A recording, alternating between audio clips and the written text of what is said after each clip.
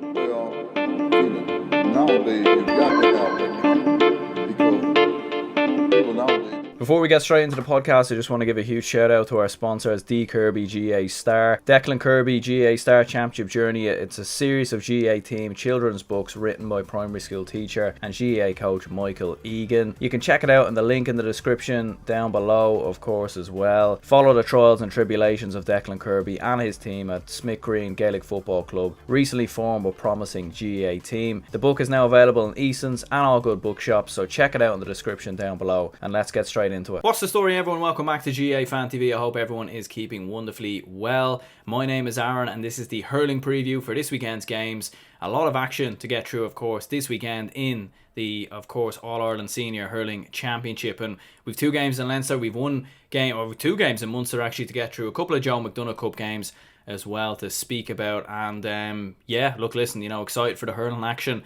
I think hurling's definitely going to be more of the exciting, there's going to be more excitement in hurling this weekend compared to the football, unfortunately, just by the nature of the way the football championship is ran. But look, listen, we've discussed that a million times. We've got Dublin versus Galway and Kilkenny versus Wexford in the Leinster Senior Hurling Championship. Dublin versus Galway, first of all. And look, listen, as a Dublin fan, to rack up that victory that we had over Antrim, to hit 31, 331, and a commanding performance against an in-form Antrim side, it was very, very impressive. It really, really was. And it was one of them performances from a Dublin point of view. And we seem to have one of these performances every, maybe once a year or something like that, where we just come out of nowhere, play some unbelievable hurling. Everyone plays 10 out of 10 performance, and you're like, we have good hurlers, we have good players, we have players that can be competitive. We can actually progress as a county in hurling. And then we'll go out and we'll get absolutely hammered the next week or lose to Laois or something like that. Every step forward has been followed by a step back in recent seasons. And there's a part of me that would love to see Dublin cause an upset here against the Tribesmen and turn Galway over, but there's the other part of me that thinks Galway could easily absolutely trash us here. If we were playing a Kilkenny or a Wexford, you'd say it's not, it's not impossible. But against a Galway, I just don't see it. I really don't, even for myself as a Dublin fan. Look, listen, I've loved the admission of Cian Boland since he's come into the team. Very, a flair player in many ways, goes past 1 or 2 players, creates that extra bit of space, gets on the end of goals. Ronan Hayes has proved to be a great outlet since Eamon Dillon's injury. Winning a lot of high balls as well. We know the quality of Owen O'Donnell, of course, in defence. And it's going to be interesting to see, of course, what happens there in terms of, the matchups. Could Joe Cannon go into midfield? If he plays in the forward line, could he be marked by Owen O'Donnell? There's a lot of permutations, really, between these two teams. One common trend between Dublin, though, in the past, 4 or 5 years, really, since going back to 2013, is when we play the top teams, your Galways, your Kilkennys, even your Wexfords as well, we're competitive for 50 to 60 minutes, and we're within touching distance, we're running them close, we're creating chances, we're playing brilliant hurling, and then in the final 15 to 20 minutes, the other team just takes it up a notch and pulls away. I would expect probably something similar here as well. We know the talent that Galway have. Personally, I think Galway are going to win the All-Ireland this year. I think with Cathal Mannion, back fully fit, fully integrated into the team, he's an exceptional hurler. You've got Evan Nyland who's came into the team, Jarlath Mannion as well. Joe Cannon now maybe operating more around midfield. So, and Daithí Burke and David Burke are in there as well. I just think they have the talent. They have it all across the pitch. Their goalkeeper is generally Aina Murphy, generally brilliant from puck outs as well.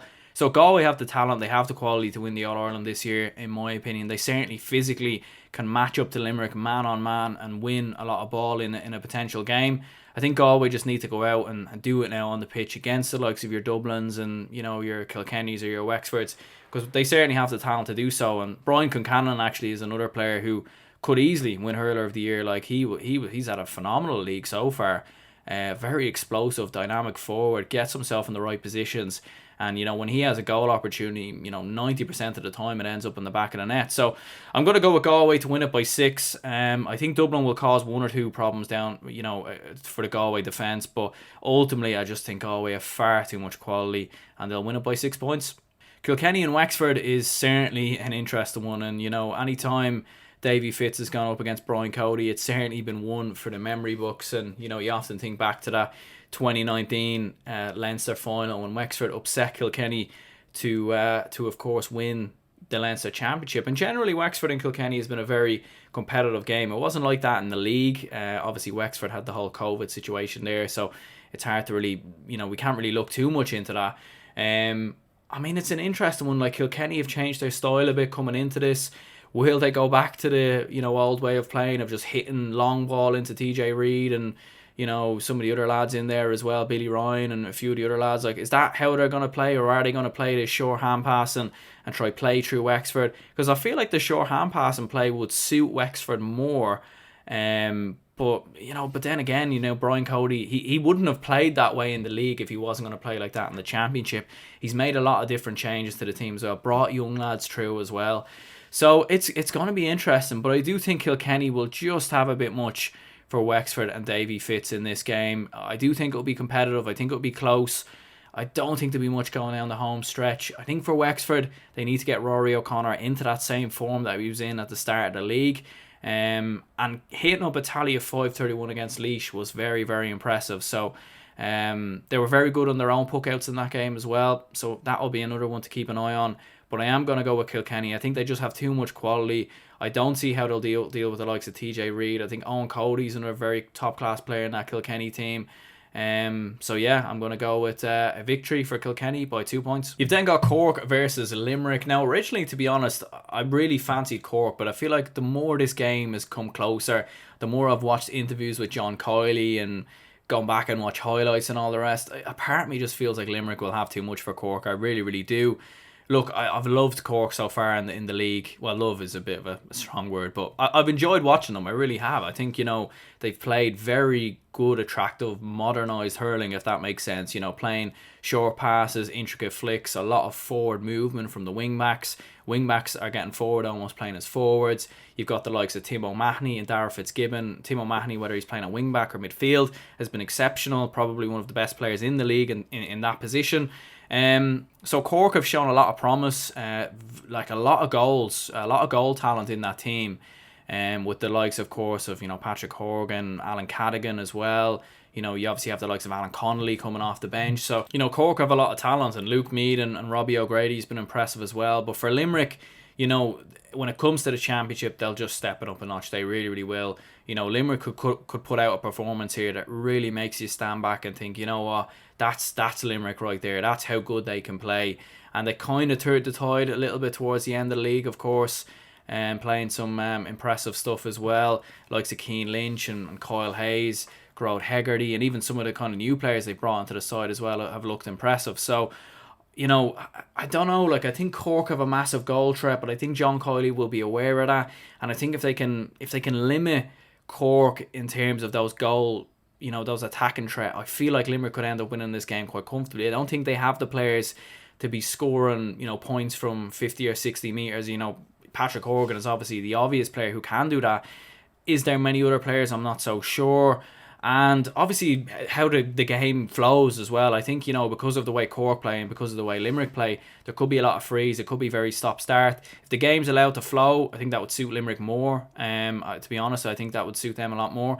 But it depends if Cork are running through and running directly at Limerick and it gets stopped for frees and maybe penalties and whatnot, it could have a situation where Cork ends up winning it. But originally I had Cork to win it, but I've changed my mind, to be honest with you. I think Limerick will have too much, and I think they'll win it by 3 points. You've then got Clare going up against Tipperary, and this is another interesting game because Clare, in particular, 23 out of 46, 23 shots went over the bar from 46 chances, of course, in that game versus Waterford, a 50% conversion rate. And they really could have been out of sight in that game. They could have put in a real statement of intent, won the game by 10 to 15 points. Had Tipperary maybe quaking in their boots a bit coming into the game. But we did see with Clare that they just couldn't really kill Waterford off, and that would be a bit of a worry. And they have improved with Aidan McCarthy, coming into the side. Looks like a very dynamic player, could play in multiple positions, whether it's wing back or up in the corner forwards. Tony Kelly's obviously probably the best hurler in Ireland. And the fact that he even missed a couple of chances actually in the Waterford game is probably a good thing, because he'll go back and work on his shooting and the fact that Clare maybe had them wides might actually suit them, because they'll go on the training ground and they'll need to improve, and Brian Lohan will know what he needs to do. It's going to be interesting to see who John Conlon's on this time. Is he going to pick up Shamie Callan, or how is that, matchup going to potentially work? Tipperary, and Liam Sheedy, they've been very loyal. Liam Sheedy in particular, he's been very loyal to a lot of the older guard in the National League. He hasn't been changing things. He hasn't been, cropping things. He hasn't been trying out some of the younger players. He has here or there, but not as much as maybe the likes of Cork and Limerick, for example. And you're looking at Tipp, and you're looking at obviously Shamie Callan, Noel, and John McGrath as well. Maybe Noel McGrath will get picked up maybe potentially by John Conlon. So there's a lot of interesting matchups. Jeremy Ryan had a tremendous game in the Clare game as well, so that's going to be interesting to see how that works. My worry for Tipperary in particular, in terms of the All-Ireland, is they haven't tried enough out in the league for me to know, do they have the players on the bench that can change a game? Is there players there that he doesn't trust?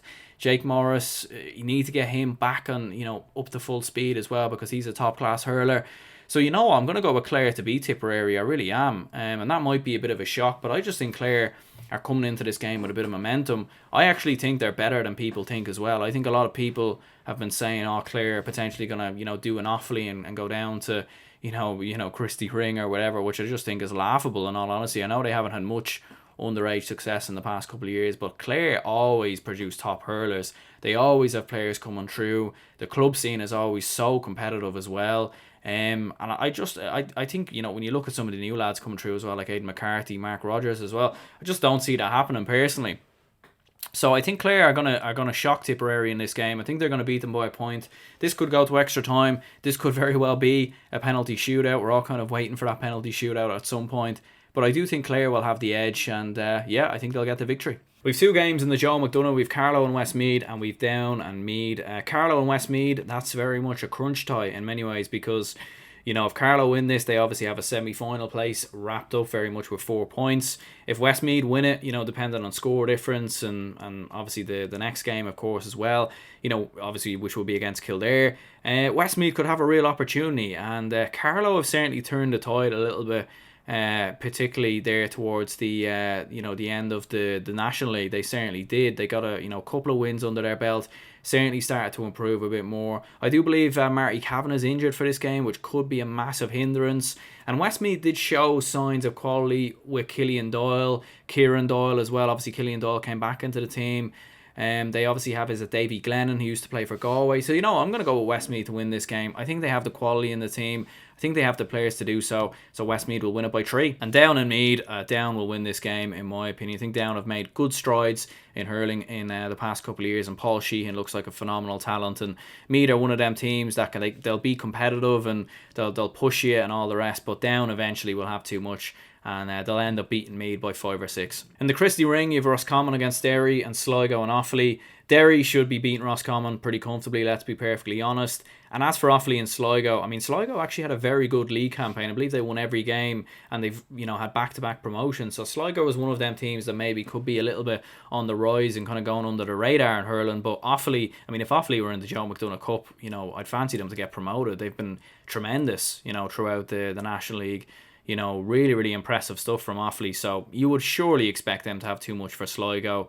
So I'm going to go with Offaly to get the victory and win it. But I don't really know the margin here. I haven't seen enough of Sligo, to be perfectly honest. So, but I think with the way Offaly played, it's surely going to be 7 or 8 plus. But anyway, lads, we're going to go ahead and wrap this up here. Do leave a like and subscribe if you haven't already. Stay tuned for a number of match reactions that'll be coming out over the weekend, of course, in both football and hurling, where I'll be filming my live instant reaction, of course, to the games, giving my thoughts on the games, what happened, talking about all the talking points, and obviously responding to some of your lads' comments and questions, of course, as well. So do stay tuned for more coming soon. My name is Aaron, and I'll see you later.